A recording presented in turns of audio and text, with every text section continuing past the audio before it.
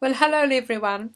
I'm Mary Teresa Duggan, and I'm a trained teacher, a certified breath practitioner, and the author of a book titled Miracles, the Magic of Life, showing how the power of the breath can help you transform anything that you want to change in your life, whether it's to do with health, money, relationships, spiritual awareness, meditation, inspiring you to live and radiate your truth, to live and radiate your divinity. And now I have here with me Hillis Pugh. Hillis is an author, an inspirational writer, an entrepreneur, and a philanthropist. He presents much of his work as poetry, and his keynote is gratitude, which makes it very easy for all of us to know why he is so successful. We look forward to hearing from you, Hillis, and the work that you do. So now I have much pleasure in introducing Hillis Pugh. Welcome, Hillis. Hi, Mary. Thank you for having me on. How are you today? I'm great, thanks, Hillis, and I'm really looking forward to this interview. So, Me too. so with all your experiences, Hillis, when you hear the words fullness of life, what does that mean for you? When I hear fullness of life, that represents someone who is present, someone who is fully aware of their surroundings, someone who's fully aware of themselves, and just how they present themselves to others, and just how aware they are. Yes. Yeah, that's quite amazing, Hillis. Can you ever think of a time in your life when you didn't feel that fullness of life? Of course, like many people, I'm sure that we go through a process of getting there, and that's the purpose, of the journey that we go on, is to find contrast and find areas of our lives. Like, am I here or am I here? And for me in particular, working a regular 9 to 5 job, something I wasn't greatly passionate about, and I was just there, just go in and do what I have to do to get through the day. And it wasn't until, like most people, till we leave the job that we become more awake. It's like, okay, I'm happy, I'm leaving, I'm going to what I really want to pursue. And like most people, it wasn't until that moment of being in that place just long enough, saying, okay, I get it, enough is enough. I want to fully immerse myself in what I really want to do. Right. So, Hillis, when you do find yourself out of balance, like I'm talking here about mental, physical, emotional, spiritual, and if one is not doing enough or one is doing too much, we're out of balance with ourselves and the universe. Would you agree with that? Definitely, we always have to be in balance with whatever it is that we doing, and one or the other. If one is out of balance, and it causes, I don't want to say illness, but it can cause a ripple effect in your life. Whether if it is a physical illness or if it's you just wanting to be shown what you really want, a contrast in your life. It's like, okay, enough of this. I want to move into something else, whether if it's spiritual, mental, or emotional, or physical, whatever aspect that you want to focus on, that which it becomes. Yeah. And when you allow more of what you desire to come into focus, and then balance just naturally happens. Right. So, how would you get yourself back on track when you're not in that balance? For me personally, I would go to my personal practice, which is my gratitude practice, something that I do every day, make it a point to do it. If it's not, first thing in the morning or at some point during the day, I just stop to simply say thank you. thank you for whatever it is that's happening in my life, because when we say thank you, we invite the universe to bring us more of the same and such magnitude of deliverance. And what enormous amount of things we have to say thank you for throughout the day, isn't it, Hillis? Yes, everything from us waking up to brushing our teeth, to getting dressed, to having our first meal of the day, all the way back till we lay back down to rest for the night. So many things, so many things. Yes, it's so amazing, Hillis. So if somebody came to you and they had an issue with anything at all, how would you handle that? Well, everybody is different. It's a case-by-case basis with the individual. Depending on what it is that they are experiencing in their life, I would definitely want to consult and sit down and talk to them, see what it is that they want to focus on, whether if it's money, love life, personal life, work life, whatever it is that they want to focus on, have to get to the root of what it is that they want to overcome. And by getting to the root of what they want to overcome, then we uncover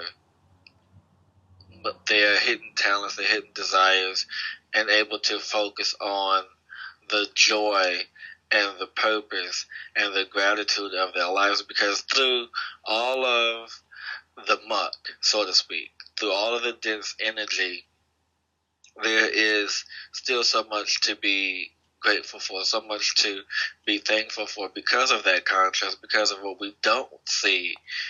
So because of what we do see, we don't want, then we're able to focus the energy on what we truly want and hone in on that and uncover more of that energy to live a purposeful, meaningful, joyful life.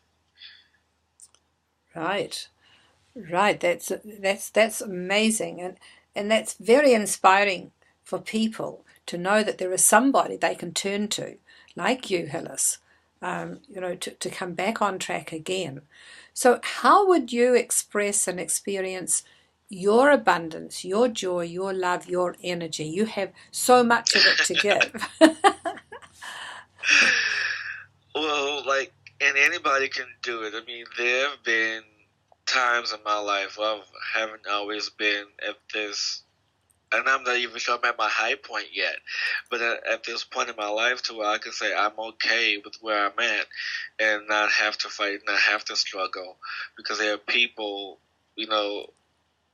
who have money, people who don't have money, whatever it is, they struggle constantly with trying to find what's best for them. They struggle with, how do I find myself? They struggle with, how do I bring my life into balance and into focus?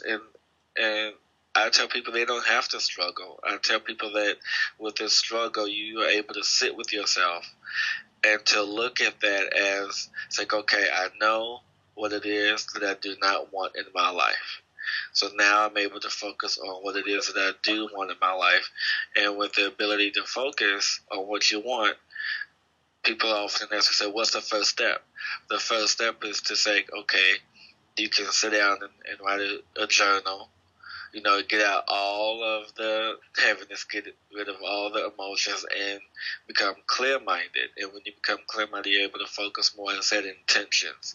And when you're able to set these intentions, it gives you a goal, because some people like goals. Me personally, I don't like them. but I mean, it gets to a point where we don't need to do that, to set goals and to set aspirations, because we're so much bigger than what's on the piece of paper. We're so much bigger than what we are able to create for ourselves, because everything that we do is a co-creation, and we're able to set this intention to co-create, to set and live in our purpose. Then all else comes by just simply saying thank you, just appreciating what we already have. Yep. I know that was a mouthful. That appreciation, that word appreciation, really deep within ourselves. We're appreciating ourselves first, isn't it, Hilla? And then Indeed. Appreciating all around us. Yes. Indeed. Yeah. And it's funny that you say that, because I've been posting daily quotes every day. And one of the ones I posted this week was, once we honor ourselves, we're able to honor others. Ah, beautiful, Hillis. Amazing. And it's so true, because we have to take care of ourselves. We have to do what we can for ourselves, because then and only then we can give to others, because you can't give of yourself an empty cup.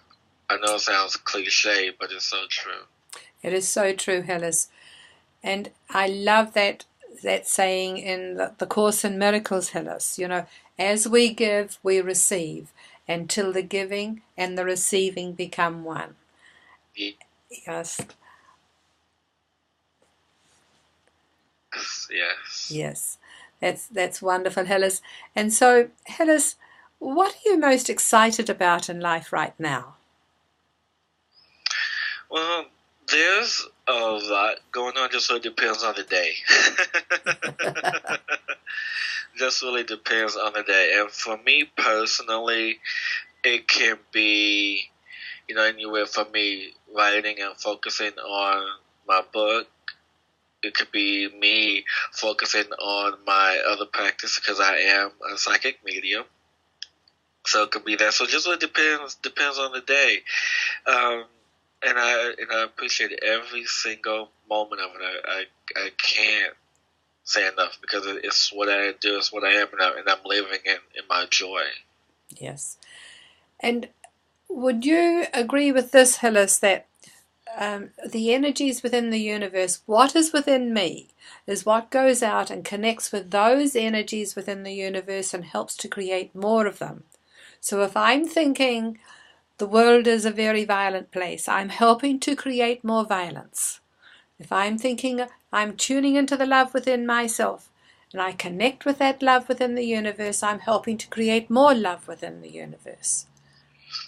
Exactly. I would agree with that completely, because whatever we lend our energy to, whatever we tend to focus on, no matter how big or how small, we give it life through our energy. And it just grows and festers till it becomes more of what it is, whatever we're focusing our energy on. And I always tell